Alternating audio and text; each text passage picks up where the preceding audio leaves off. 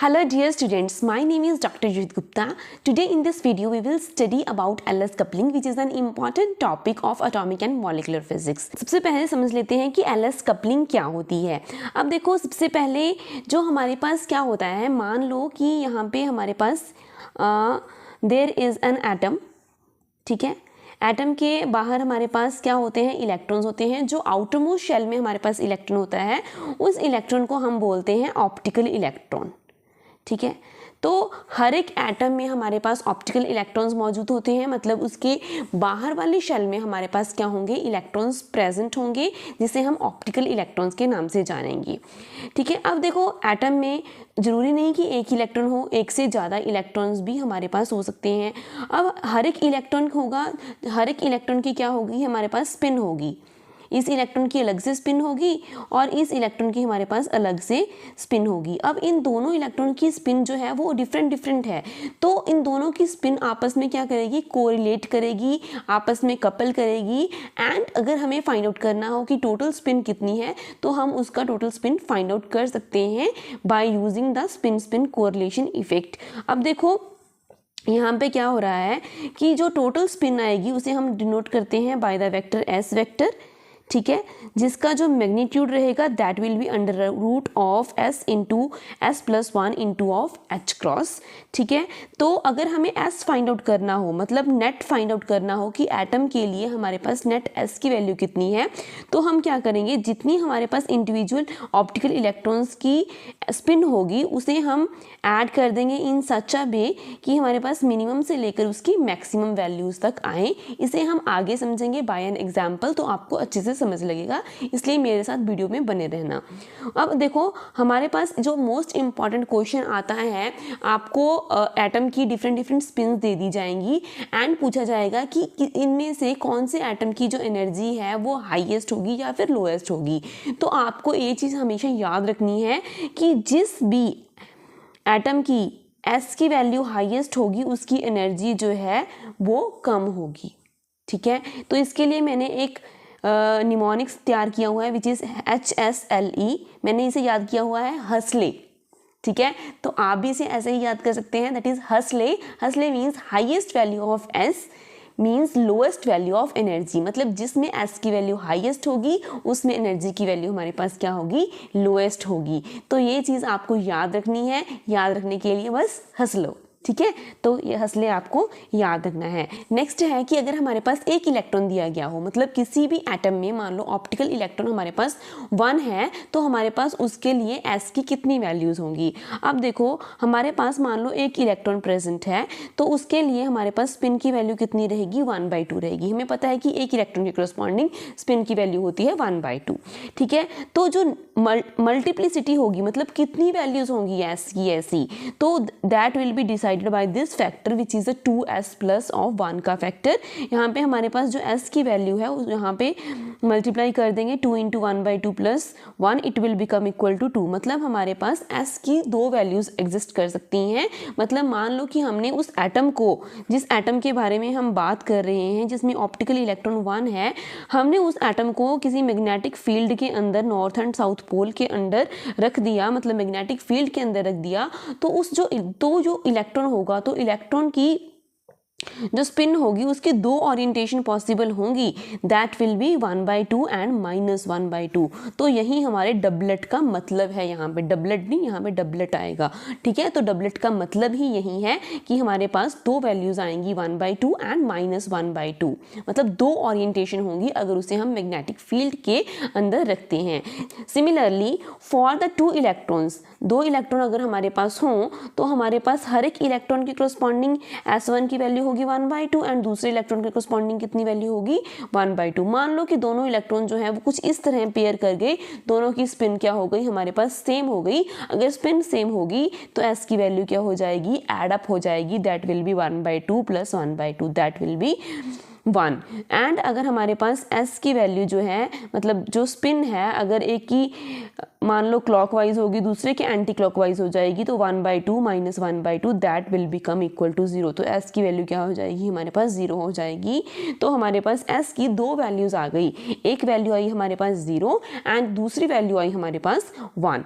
तो हमारे पास जो मल्टीप्लिसिटी फैक्टर है corresponding to 0 at that will be 1 and corresponding to 1 it will be 3। अगर हम सब्स्टिट्यूट करके देखें 2 into 0 plus 1 it will be 1 and 2 into 1 plus 1 it will be equal to 3। तो हमारे पास यहाँ पे दो वैल्यूज आ गई, एक सिंगलेट आ गया, एक हमारे पास ट्रिपलेट लेवल आ गया। सिमिलरली हम 3 इलेक्ट्रॉन्स के लिए भी देख सकते हैं। मान लो हमारे पास एक एटम है जिसमें हमारे पास 3 इलेक्ट्रॉन्स प्रेजेंट हैं, तो उस फर्स्ट इलेक्ट्रॉन के करस्पॉन्डिंग मान लो हमने S1 की वैल्यू 1/2 लिख दी, सेकंड इलेक्ट्रॉन के करस्पॉन्डिंग हमने लिख ली S2 की वैल्यू 1/2 एंड थर्ड के लिए हमारे पास आ गई 1/2। अब देखो मान लो ये दोनों आपस में कपल कर गए, मतलब कि एक की पैरेलल हो गई, एक एंटी पैरेलल होगी, तो 1/2 एंड 1/2 ये अगर एंटी पैरेलल हुआ तो 0 हो गई, अगर पैरेलल हुआ तो 1 हो गई एंड S3 को हम ऐसे ही लिख देंगे 1/2। अब ये तीनों आपस में कैसे बनाएंगे टोटल S की वैल्यू? अब देखो 0 एंड 1/2 अगर कोलैब करेंगे तो ये बन जाएगा हमारे पास 1/2, ठीक है। तो अगर 1 एंड 1/2 कोलैब करेंगे ये बन जाएगा 3/2 या फिर 1/2। तो हमारे पास S की 3 वैल्यूज आ जाएंगी, दैट विल बी 1/2, 1/2 एंड 3/2। तो ये चीज़ें आपको याद रखनी है, याद नहीं रख सकते तो आपको बनानी आनी चाहिए। नेक्स्ट है, देखो यहाँ पे मैंने समझाया हुआ है कि मान लो हमारे पास एक इलेक्ट्रॉन है, तो एक इलेक्ट्रॉन के करस्पॉन्डिंग हमारे पास डबलेट बनेगा, ठीक है। 2s+1 मतलब उसकी मल्टीप्लिसिटी कितनी बन जाएगी, that will be equal to 2। तो यहाँ पे हमारे पास क्या बनेगा, डबलेट बनेगा, ठीक है। एंड अगर हमारे पास 2 इलेक्ट्रॉन्स होंगे, 2 इलेक्ट्रॉन्स के लिए हमने देखा था 2 वैल्यूज आई थी 0 एंड 1, तो S की हमारे पास कितनी वैल्यूज आ गई, 0 एंड 1। तो 0 के करस्पॉन्डिंग हमें पता है कि क्या बनता है, सिंगलेट बनता है। सिंगलेट कैसे बनता है, S की वैल्यू को 0 सब्स्टिट्यूट करेंगे, 2 into 0 plus 1 it will be equal to 1। तो यहाँ पे हमारे पास क्या बनेगा, सिंगलेट बनेगा। एंड अगर हमारे पास S की वैल्यू 1 है तो यहाँ पे हमारे पास क्या बनेगा, ट्रिपलेट बनेगा। कैसे बनेगा, 2 into 1 plus 1 it will be equal to 3। तो हमारे पास यहाँ पे ट्रिपलेट बन जाएगा, ठीक है। एंड अगर हमारे पास 3 इलेक्ट्रॉन्स होंगे तो हमारे पास कितनी वैल्यूज हैं इसकी, एक 1/2 है, दूसरी भी 1/2 है एंड तीसरी है 3/2। तो 1/2 के करस्पॉन्डिंग हमें पता है क्या बनता है, डबलेट बनता है, यहाँ पे भी डबलेट बनेगा। एंड 3/2 के करस्पॉन्डिंग हमारे पास क्या बनेगा, क्वाड्रेंट बनेगा। कैसे बनेगा, 2 इंटू 3/2 प्लस 1 करेंगे तो ये हमारे पास 4 आ जाएगा। सिमिलरली आप 4 इलेक्ट्रॉन के लिए भी देख सकते हैं, खुद से आप ट्राई करना, देखना कि आपके पास ये वाली वैल्यूज बन रही हैं। इसकी 0 आएंगी 2 टाइम्स, 1 आएगा आपके पास 3 टाइम्स एंड 2 आएगा आपके पास 1 टाइम, ठीक है। तो ये आपको एज अ होमवर्क ट्रीट करना है। अगर आपका आता है इट मीन्स आपको कंसेप्ट की क्लैरिटी अच्छे से हो गई है, अगर नहीं आता तो आपको इसी वीडियो को दोबारा से देखना पड़ेगा। अगर हमने जनरल केस देखना हो, फॉर द n इलेक्ट्रॉन्स, अगर इवन नंबर ऑफ इलेक्ट्रॉन्स हैं तो हमारे पास S की वैल्यू आ जाएंगी 0, 1, 2 एंड n/2। एंड अगर हमारे पास ऑड वैल्यूज़ हैं n की तो S की वैल्यू आएगी 1/2, 3/2, 5/2 एंड अप टू n/2। तो ये आप जो है उसे याद कर सकते हैं। तो अब देखो हमें स्पिन का तो पता लग गया कि किसी भी एटम के करस्पॉन्डिंग हम स्पिन कैसे कैलकुलेट कर सकते हैं अगर हमारे पास multiple number of electrons present होंगे। नाउ बात आती है कि हमारे ऑर्बिटल एंगुलर मोमेंटम का क्या हुआ, L की वैल्यू हम कैसे डिसाइड करेंगे। तो चलिए समझते हैं। तो ये समझते हैं कि एंगुलर मोमेंटम हम कैसे डिसाइड होगा। अब देखो हमारे पास क्या है, ये हमारे पास एटम है, ये हमारे पास इलेक्ट्रॉन है। तो इलेक्ट्रॉन के पास, इलेक्ट्रॉन क्योंकि रोटेट कर रहा है तो इसके पास क्या होगा, एंगुलर मोमेंटम भी होगा। अब देखो एंगुलर मोमेंटम भी होगा तो इसके कारण, तो इलेक्ट्रॉन के कारण हमारे पास क्या होगा, यहाँ पे एक रेजिड्यूल इलेक्ट्रोस्टैटिक इंट्रैक्शन होगा, ठीक है।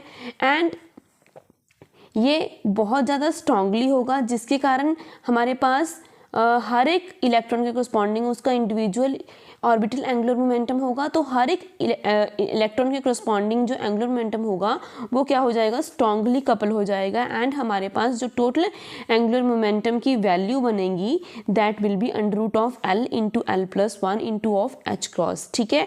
तो अब हमारा क्वेश्चन आता है कि हम इस L की वैल्यू को कैसे डिसाइड करेंगे। सिमिलर जैसे हमने स्पिन के केस में किया था, हम क्या करेंगे, जो L1 L2 की मिनिमम वैल्यू से लेकर इसे मैक्सिमम वैल्यू तक ले जाएंगे उन्हें कपल करवाने के बाद। अब देखो इसमें जो मोस्ट इम्पॉर्टेंट क्वेश्चन होता है कि अगर आपको मान लो इंडिविजुअल इलेक्ट्रॉन्स के एंगुलर मोमेंटम दे दिए जाएं या फिर एटम के कॉरस्पॉन्डिंग एंगुलर मोमेंटम की वैल्यू बता दी जाए, देन आपको फाइंड आउट करना है कि कौन सा एटम जो है वो हाईएस्ट एनर्जी रखेगा। तो हमारे पास यहाँ पे भी मैंने ये एक निमोनिक्स बनाया हुआ है, दैट इज़ हल्ले, मतलब highest value of L will have the lowest value of energy, मतलब जितनी एल की वैल्यू हमारे पास ज़्यादा होगी उतनी उसकी एनर्जी क्या होगी, कम होगी। ठीक है, तो ये चीज़ें आपको याद रखनी है। एक मैंने याद करवाया था अभी HSLA, मतलब जितनी S की वैल्यू जो है वो हाई होगी उतनी उसकी एनर्जी जो लो होगी। सिमिलरली जितनी हमारे पास L की वैल्यू जो है वो हाई होगी उतनी ही उसकी एनर्जी क्या होगी, लो होगी। तो ये चीज़ें आपको याद रखनी है, ये आपके एग्ज़ाम में बहुत ज़्यादा हेल्प करेंगी जब भी आपको मल्टीपल चॉइस क्वेश्चन जो है वो पूछा जाएगा। नाउ क्वेश्चन आता है कि अब हम L की वैल्यू को कैसे डिसाइड करें। मान लो हमारे पास जो इलेक्ट्रॉन मौजूद हैं that is in the 3p state and another is in the 3d state. इसके करस्पॉन्डिंग जो L, अब हमें पता है कि P के करस्पॉन्डिंग L की वैल्यू कितनी होती है, 1 होती है।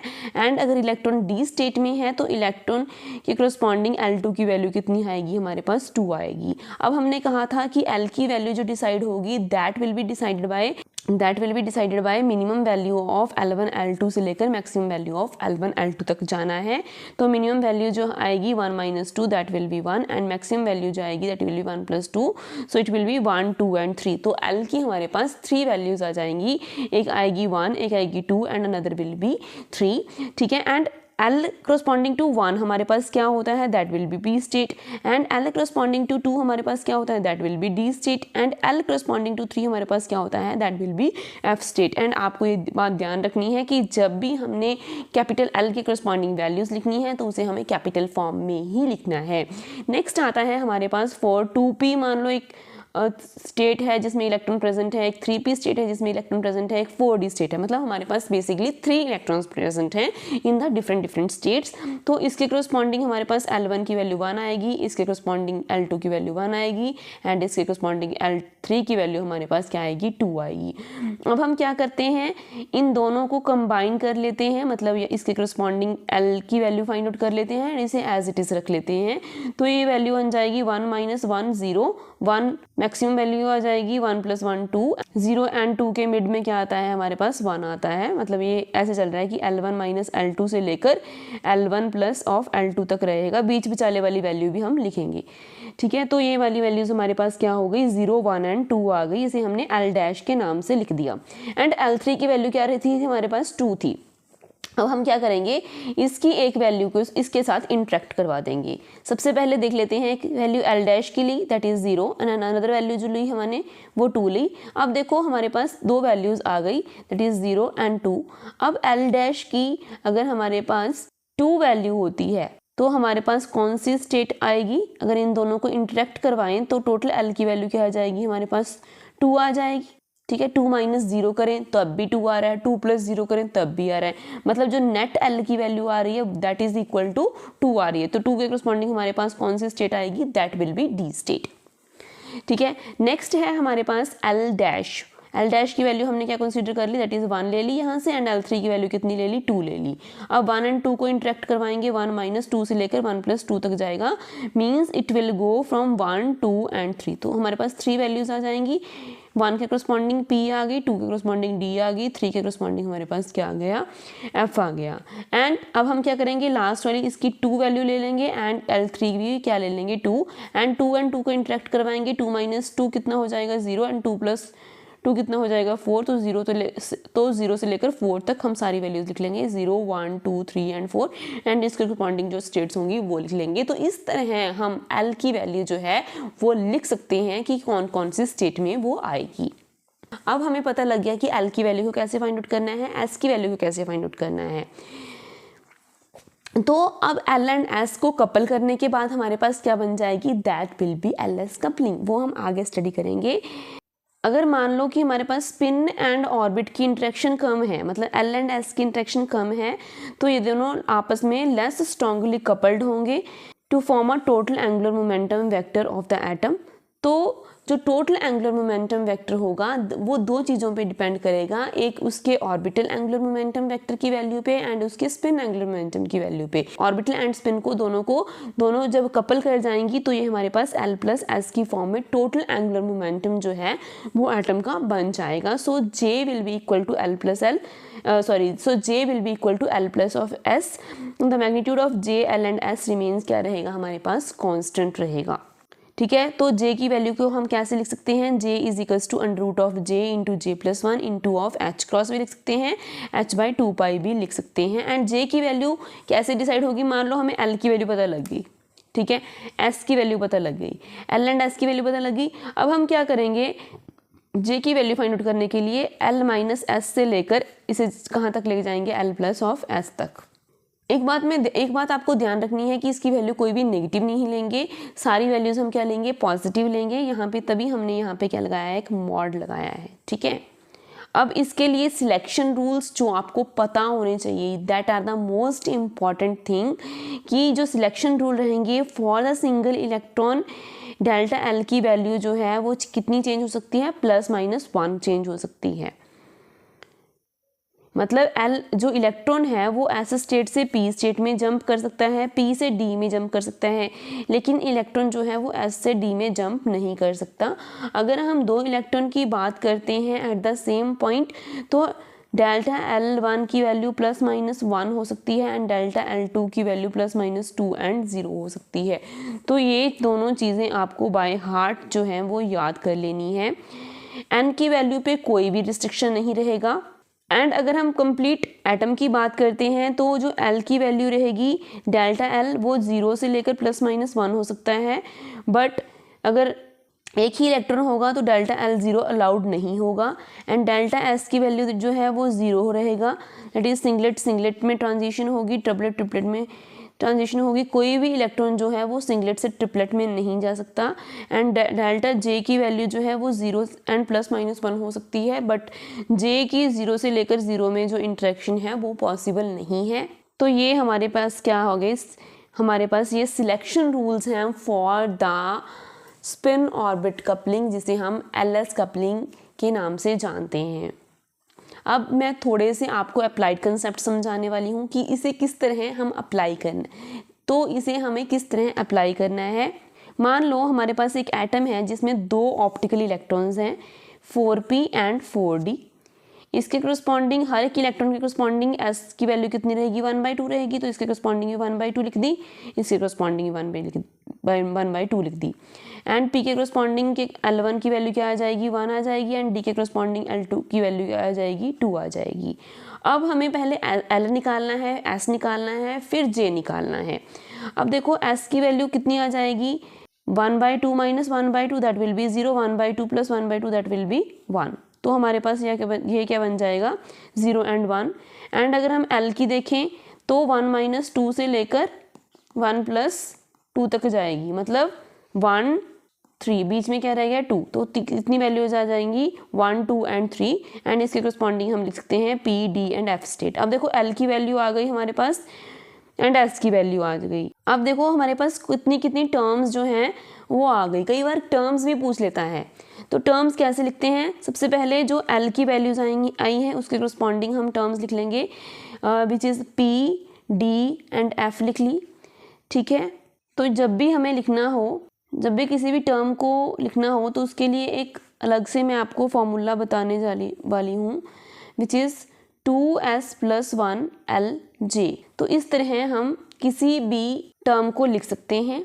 अब देखो अब हमें इसे लिखना है, तो 2s + 1 हमारे पास s की कितनी वैल्यू है, 0 एंड 1 है। सबसे पहले हम s की वैल्यू 0 कंसीडर कर लेते हैं, तो यहाँ पे 2s + 1 के करस्पॉन्डिंग कितनी आ जाएगी, 2 × 0 + 1 it will be equal to 1, तो 1p 1d एंड 1f आ जाएगा। ठीक है, एंड दूसरी वैल्यू अगर हम s की कंसीडर करें दैट इज इक्वल टू 1, तो 2s + 1 कितना हो जाएगा, दैट विल बी 3। तो 3 टर्म्स और आएंगी which is 3p 3d and 3f। ठीक है, एंड यहाँ पे हमें क्या लिखना होता है, एक पैरिटी लिखनी होती है विच इज़ अ P। अब पैरिटी कैसे फाइंड आउट करते हैं, तो पैरिटी डिसाइड करने के लिए हम लगाते हैं -1 raised to power L का रूल। ये सुपर सब्सक्रिप्ट है, यहाँ पे हम पैरिटी लिखते हैं। अगर तो पैरिटी ऑड आती है तो वहाँ पे हम 0 डिनोट कर देंगे। अब पैरिटी कैसे डिसाइड करेंगे, अब एल की वैल्यू देख लो टोटल कितनी है हमारे पास 4p एंड 4d के केस में यहाँ से डिसाइड करेंगे हम 4p एंड 4d। L1 की वैल्यू थी 1 एंड L2 की वैल्यू थी हमारे पास 2, टोटल L की वैल्यू कितनी हो गई दैट इज इक्वल टू 3। तो पैरिटी क्या रहेगी हमारे पास ऑड रहेगी एंड इसी की वजह से हम इसलिए लिख सकते हैं 1p 0 1d 0 1f 0 3p 0 3d 0 and 3f 0। ठीक है, तो इस तरह हम पैरिटी डिसाइड कर सकते हैं।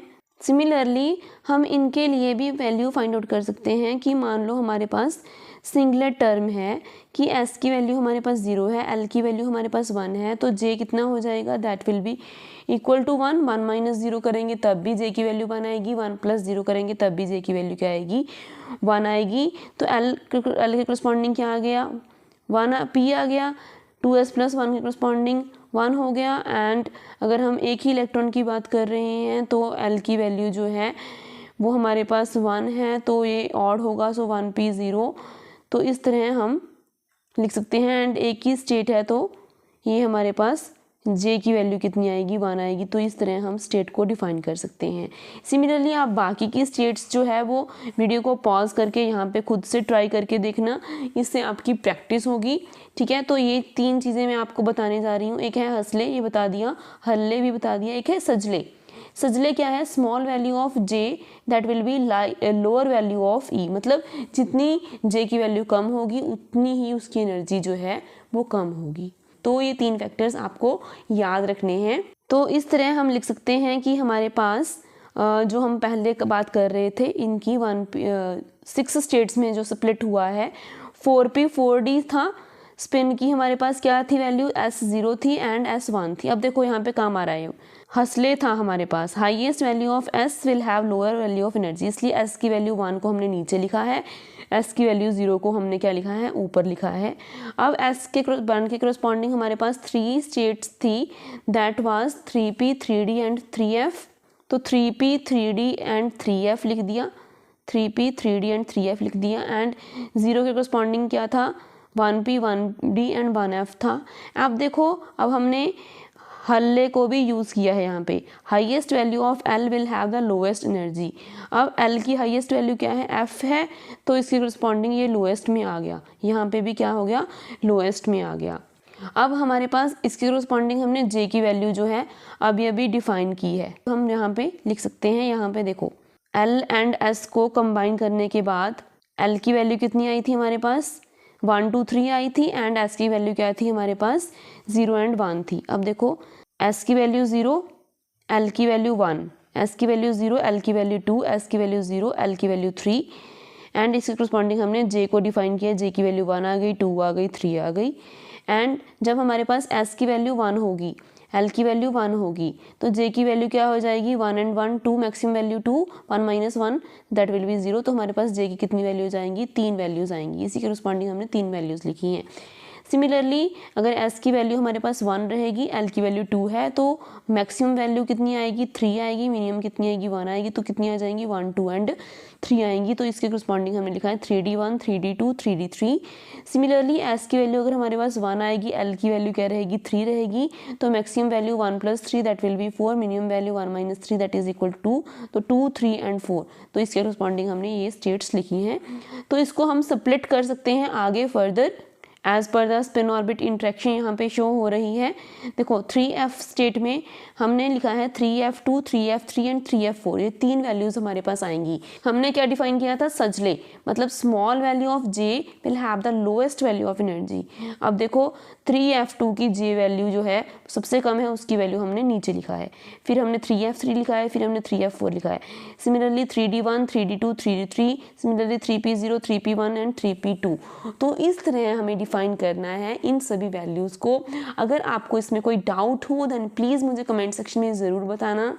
अब देखो इन सभी j की वैल्यू के करस्पॉन्डिंग ये हमारे पास j की वैल्यूज़ हैं।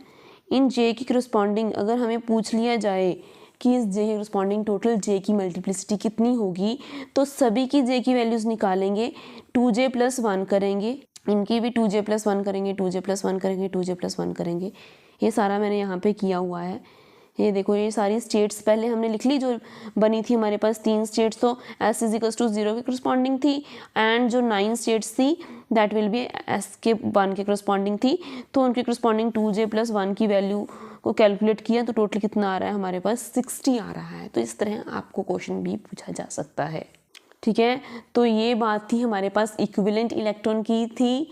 So this was for those electrons जो कि डिफरेंट स्टेट्स में हैं, मतलब एक S स्टेट में है, एक P स्टेट में है, एक S में है, एक D में है।